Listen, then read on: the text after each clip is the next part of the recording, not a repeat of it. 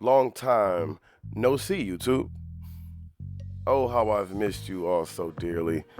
And oh my, how much has changed since the last we've all talked.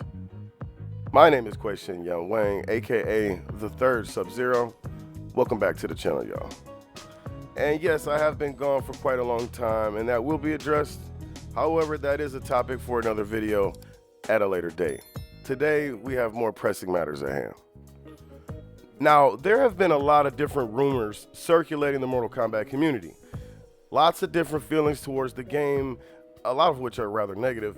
But, I mean, today you're either a Mortal Kombat hater or, God forbid, you actually enjoy the game and you are considered a shill. Or as MK Tom Brady says, toxically positive. But let's not forget, by that same token, you can also be toxically negative. Regardless of all of that, today I hope to shed some light on the question of whether or not Mortal Kombat 1 is a good game. The question of whether or not a game is good does come down to a lot of different factors. Specifically, when talking about a fighting game, there are many things at play, and a lot of times the answer to whether or not a game is good or not is not so apparent until the game's full release. And by full release, I'm referring to the time preceding its initial release, more particularly after all the updates, patches, and DLC are added to the game. Now, because of the fact that there have been plenty of game releases, such as No Man's Sky, for example, that release in a certain state, but after several overhauls, maybe some slight calibrations here and there, where we are left with a more than salvageable product, we simply cannot judge a game when it's still in this malleable state, where the developers are constantly tweaking things. Now, even operating under the pretense that there is no more DLC after the T1000, we would still be in that malleable state with Mortal Kombat 1. And even after the release of the T1000, there would still be more that could be added and or changed to the game. Changes that I'm sure even NRS at this current moment doesn't even know. But for the sake of the video, we're going to consider the game to be at its final state. I mean, how much more could they really add to the game? I mean, I could be wrong, but I don't think I am. So, when asking the question, is Mortal Kombat 1 a good game? The first thing I asked myself is the game fun? Well, that question is way too subjective. Obviously, things that I think are fun, you may not, and vice versa. So it's probably not a good way to measure whether or not a game is good. Fair enough. All right, well, did the game sell well? Well, the only information online that I can find states that as of the recording of this video, Mortal Kombat 1 has sold over 4 million units globally. Now, to put that into perspective, the current population of Los Angeles is estimated at 3.9 million, which is the United States' second most populated city. So I guess we could imagine every person in LA buying themselves a copy of Mortal Kombat 1 for reference. When I think about that, that doesn't actually sound too impressive. Regardless, things that don't sell well are not necessarily not good, so using this metric isn't very useful either when trying to answer the question of whether or not this game is good. Is the game balanced?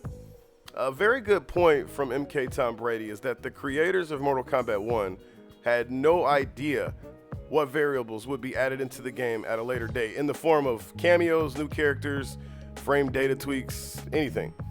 Therefore, the interactions between these ever-changing variables would be unforeseeable and unpredictable.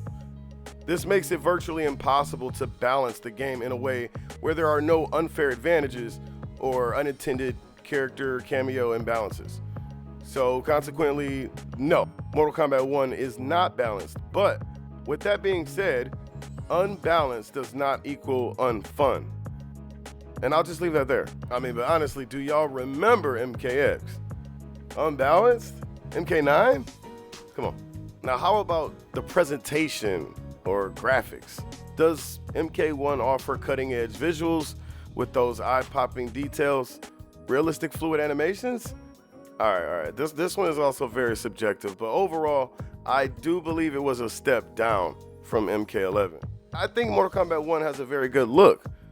The costume designs are pretty cool across the board for the most part. Although, again, I must say that like the brutalities and the fatalities are a significant drop in quality from Mortal Kombat 11 to MK1. They are also less creative in nature. The animations are shorter, And I mean, there's just way less detail put into the look of the more violent aspects of the finishers. I'll just put it like that. And while this doesn't detract from the game too much, it's definitely slightly lacking in the department of presentation and would therefore lose points in this aspect. Now, how about the price? Is it worth it? Basically, is the price to value ratio favorable for the consumer or for the game developers? Well, with the price tag of over $70 at launch just for the base game, plus another $30 for the DLC that was announced literally at the launch of the game, then add like a measly 2-hour story expansion and 6 more characters for $50 more, where they're obviously nickel and diming us for skins, the announcer voices, the seasonal fatalities, and any and everything else at each and every opportunity possible. We start to see a picture of a product with quality that doesn't really match the price tag.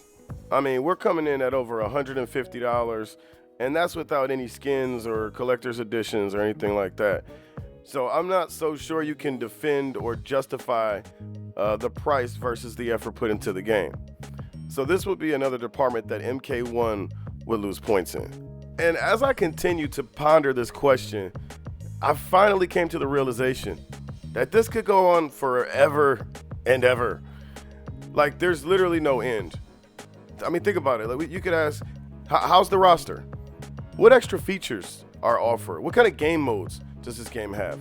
How's the music? Like, honestly, let's face it, there's literally people out there complaining about the menu screen right now. Have y'all not seen Ultimate Mortal Kombat 3 menu screen? It wasn't nothing to write home to mama about. All right, but guess what? It got the job done. And I enjoyed playing the game. And you want to know, I asked myself, how do I know that I enjoyed it?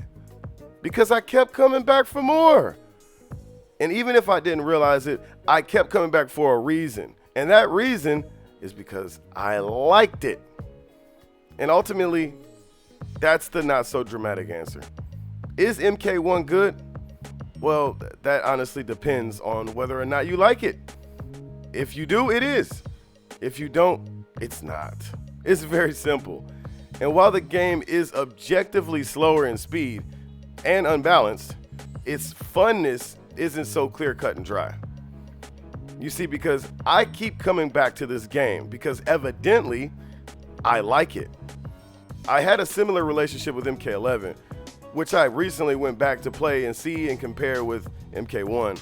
And I must say that both games are really fun. I enjoy the quicker paced decision-making requirements imposed by MK11, but the combos are just too short and it doesn't feel satisfying.